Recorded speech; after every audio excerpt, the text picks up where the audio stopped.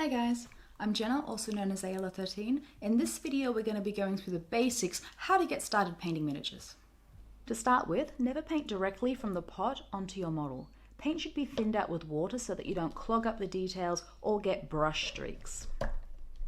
You see how gluggy that is? It also helps your paint to last longer.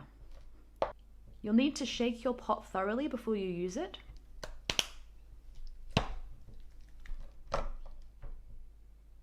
Transfer your paint to your palette using an old brush or an eyedropper. Then close your paint lid straight away to stop it from drying out. I use an old brush for this because it damages the bristles.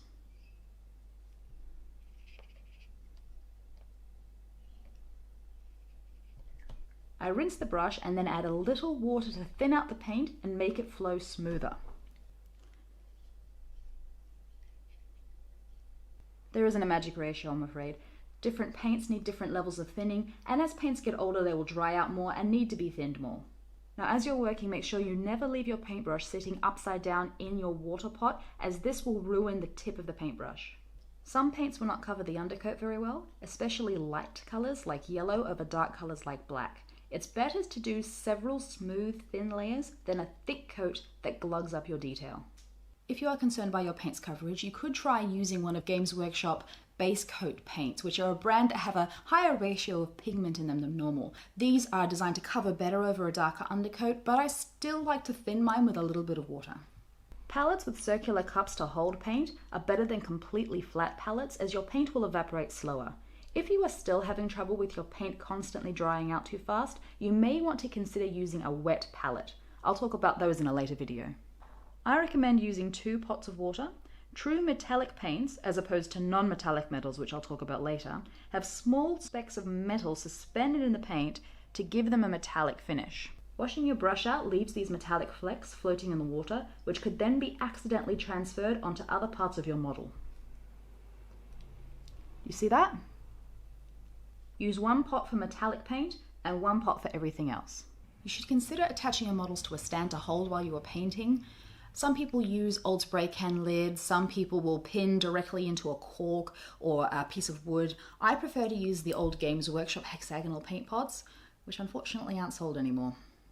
You can use double-sided sticky tape or blue tack to secure them, or like I said, pinning if you're using wood or cork. Now, the reason we do this is because our skin contains natural oils designed to moisturize, but if we get that oil and dirt onto the model, it can prevent the paint from adhering properly, resulting in more chips further down the line. If you really don't want to use a handle, try only holding the model by its base. Hold your brush like you hold your pencil. Yes, I hold my pencil like this because I'm a terrible human being. Hold it close to the metal part to get maximum control. Now we can start painting. As you paint, take care not to let any paint get in the ferrule. That's this metal part here. If paint gets up this end in here, it will dry and split your bristles, and then you won't have a nice point anymore. As soon as you see any paint get in there, stop what you're doing and wash it out. I'm gonna have to remove the stand because I'm having trouble getting the model to focus this close. But in normal situations, I sincerely recommend you use a stand.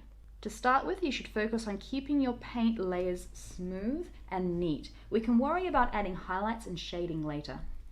It will take some practice and patience to get the paint where you want it, but keep at it. Getting this step right provides a good foundation for techniques such as dry brushing and washing, which I'll talk about in a later video. To easily fix mistakes, prepare an old brush by cutting the bristles so that they are now flat. If you get paint where it doesn't belong, very quickly grab your scrubbing brush, moisten it, and then wipe the mistake away.